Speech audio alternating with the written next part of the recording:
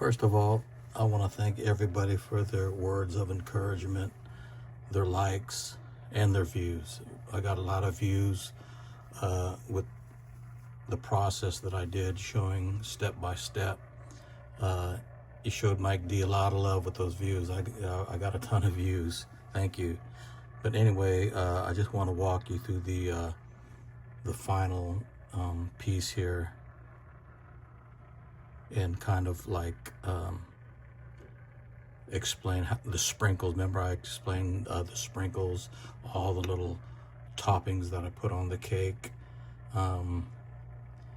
Let's start here with the engine. These earrings that I got from Nikki, Little Miss Gypsy, I had them in the motor, but they were so hidden that I wanted to showcase them. So I opted to put the turquoise in there. See the earrings here I use for the headlights.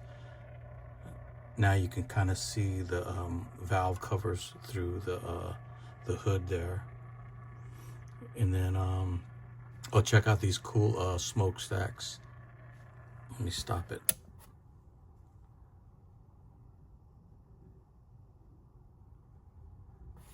I found those on I think eBay. Two little hats, steampunk hats for the smokestacks. And then of course a little butterfly on the tailgate here.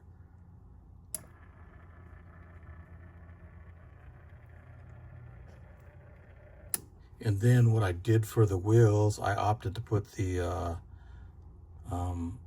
skirts on them. I've never done skirts before, so I wanted to try something different. I think it looks pretty cool.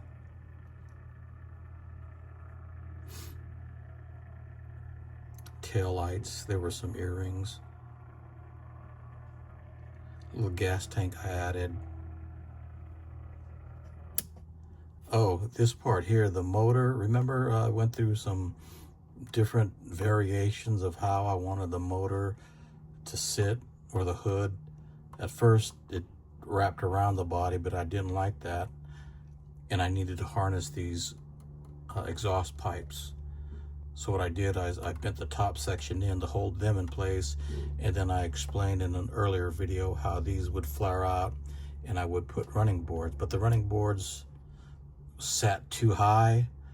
Remember, I wanted that slam look.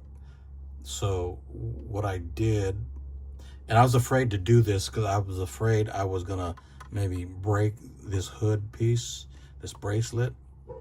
I've broken many pieces before trying to manipulate it into something that I wanted it to do, but that was fear that I would do that. But I made the decision and I bent it a little more just to get it low enough so I can put this feather as a running board, so it'll give that slam look, you know, that illusion of being a slammed rod. So I broke the fear and ended up bending this again. Let me tell you something about fear.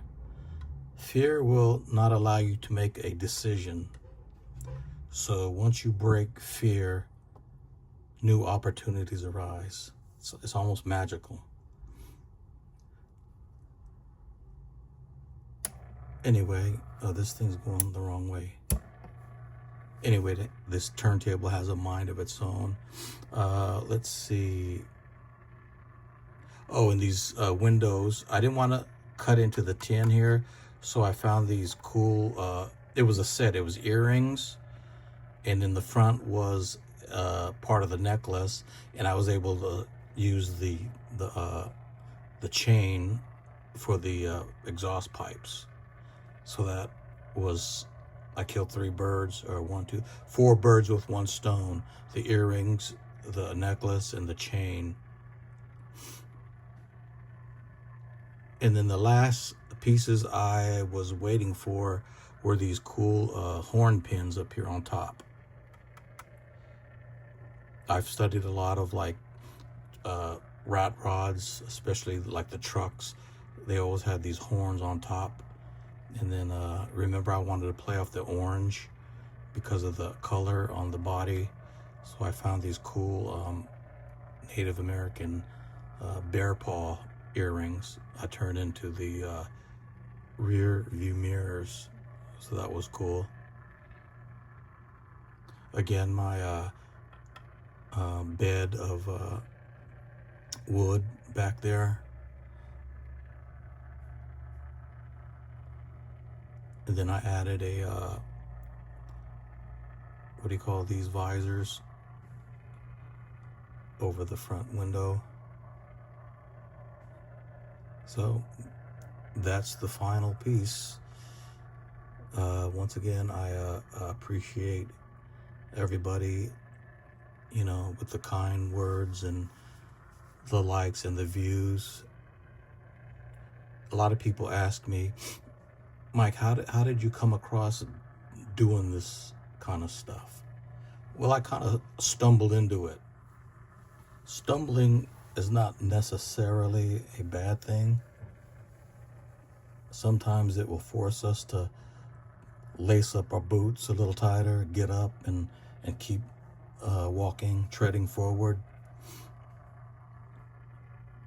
Remember Keith Berman from, I think it was Monday Night Football. He used to say he's rumbling, he's stumbling, he's bumbling. He could go all the way. So when you're stumbling through life, just remember, keep going, and you too will go all the way. Anyway, thank you everybody for being with me on this journey. Peace. I'm out.